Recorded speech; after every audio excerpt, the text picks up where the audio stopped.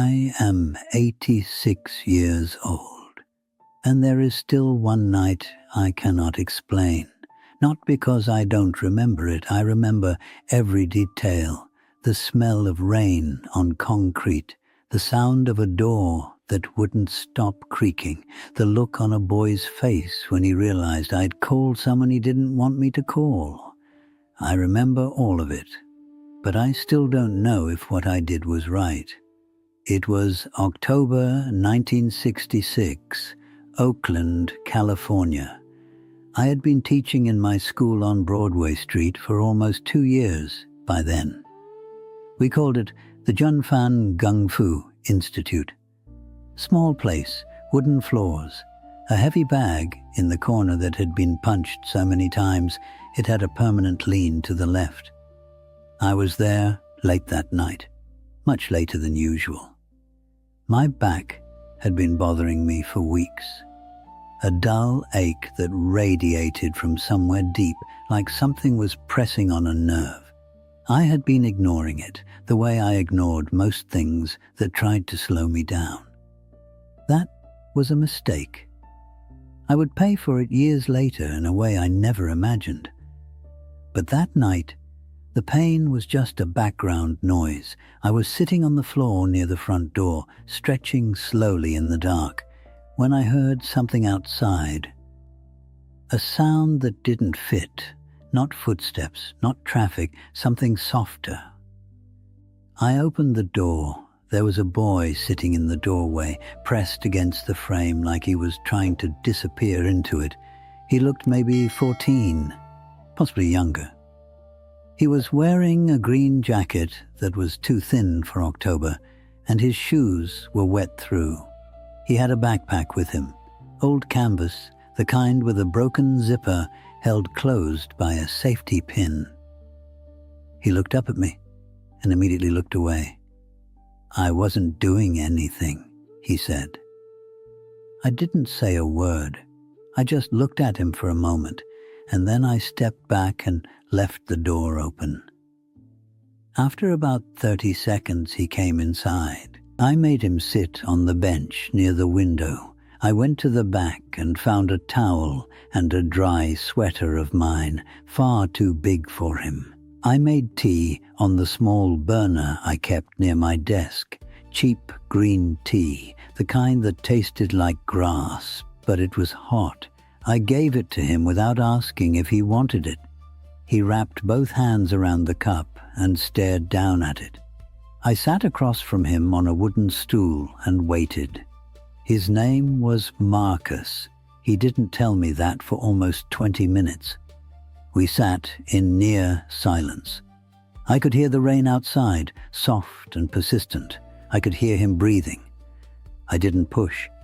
I had learned over many years that silence, real silence, is not an absence. It is a kind of pressure.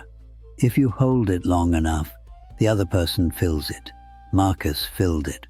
"I'm not going back," he said. I asked him very quietly where back was.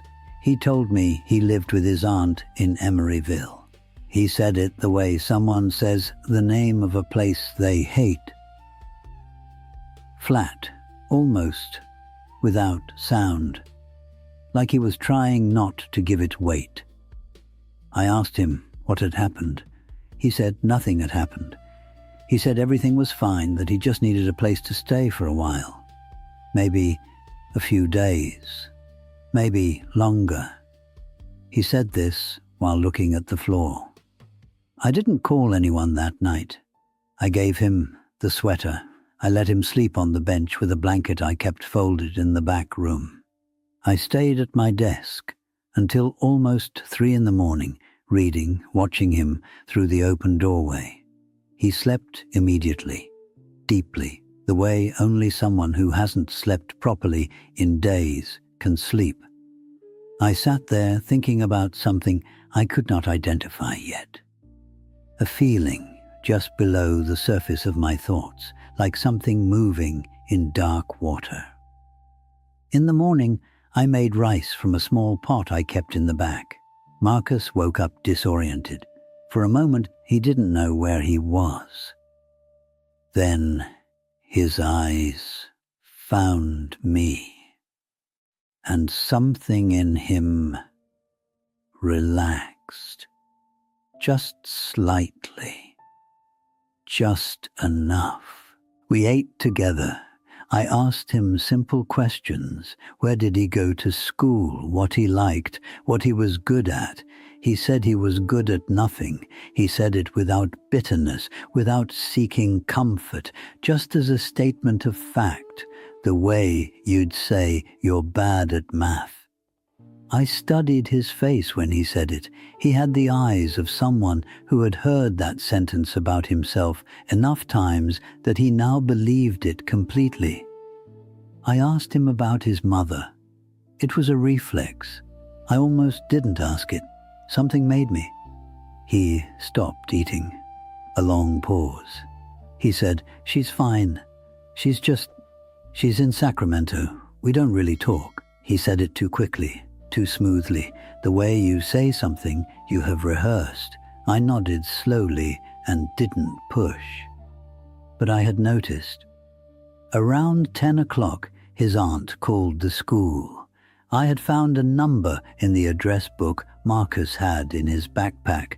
I'll be honest with you. I had looked while he slept, not through his belongings. Just the front pocket of the bag, which was open. A small notebook with a few names and numbers written in a careful, deliberate handwriting that didn't match the boy sitting across from me. She spoke for a long time before I could say anything. Her voice was controlled, the voice of someone managing enormous fear very carefully. She said Marcus had left 3 days ago, that she had looked everywhere, that she was terrified. 3 days.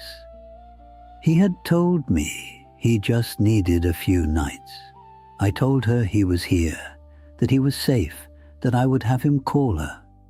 She went very quiet on the other end of the line. Then she said something that changed everything. She said, "Please don't tell him I called. Just tell me he's all right and I'll come." I asked her why she didn't want me to tell him. Another long silence. She said, "Because he's angry at me, and he has every right to be." I put the phone down slowly. Marcus was outside on the step, watching the street. I stood at the window and looked at him for a long moment. The feeling from the night before had a shape now. I had seen myself in him, not in the anger, not in the running, but in the way he sat, the way he held himself apart from the world, not as weakness, but as protection, as discipline, as if feeling less would make the next blow easier to survive. I had lived inside that posture for years. I still lived inside it in certain rooms. I brought him inside. I sat across from him again. I said, "Marcus, I need to ask you something, and I need you to answer me honestly." He looked at me. His expression was guarded, careful. I asked him about his mother, not whether she was fine, not where she was. I asked him when he had last seen her. He looked at the table. A very long silence. Then, very quietly, he said, 8 months ago. I waited. He said, "She got sick, and then she passed in February." He said it with no expression at all. His voice was completely flat, like reading from a page. "They didn't tell me right away," he said. "My aunt said they were waiting for the right time." He looked up at me. His eyes were dry. "There's no right time," he said. "They just didn't know what to say." I sat with that for a moment. 8 months.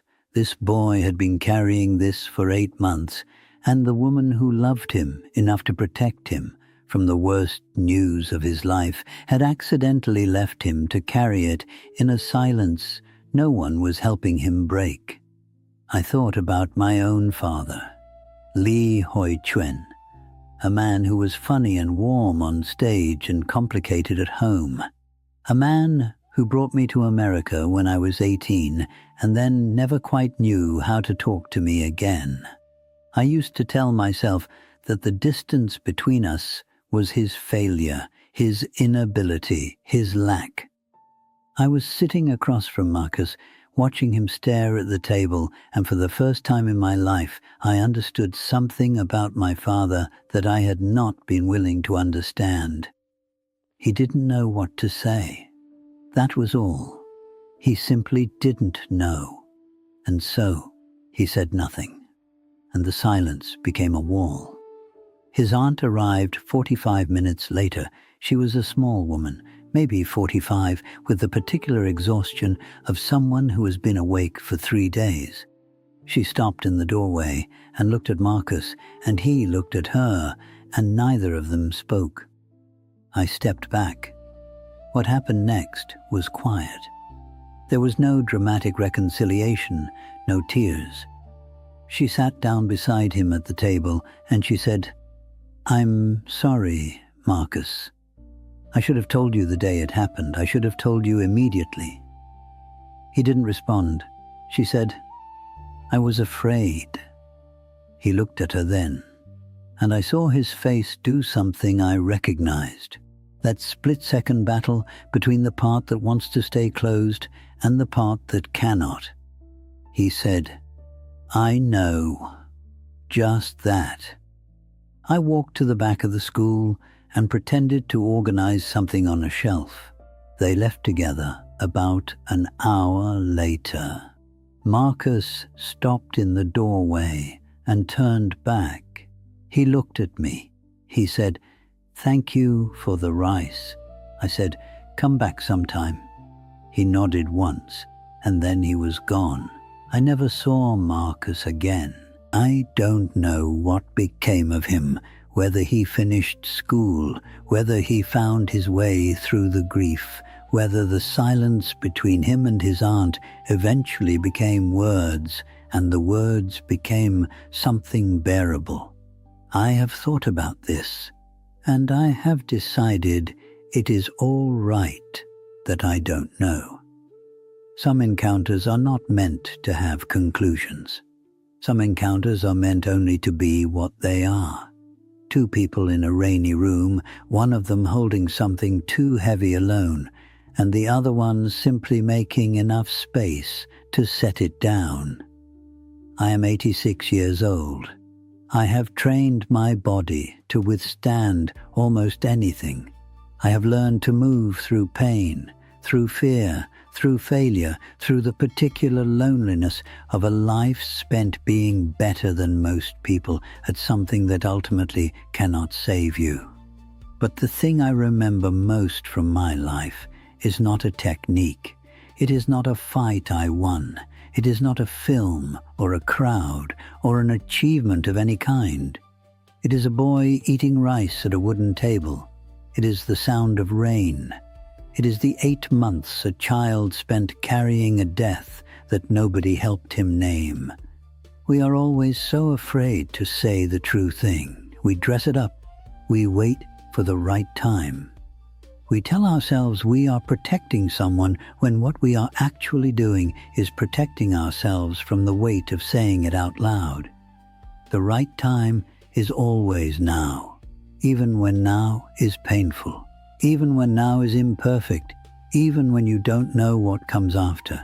I didn't save that boy. I made him tea. I let him sleep. I held the door open until he was ready to walk through it. That's all any of us can do. Hold the door open and trust that the person inside already knows the way.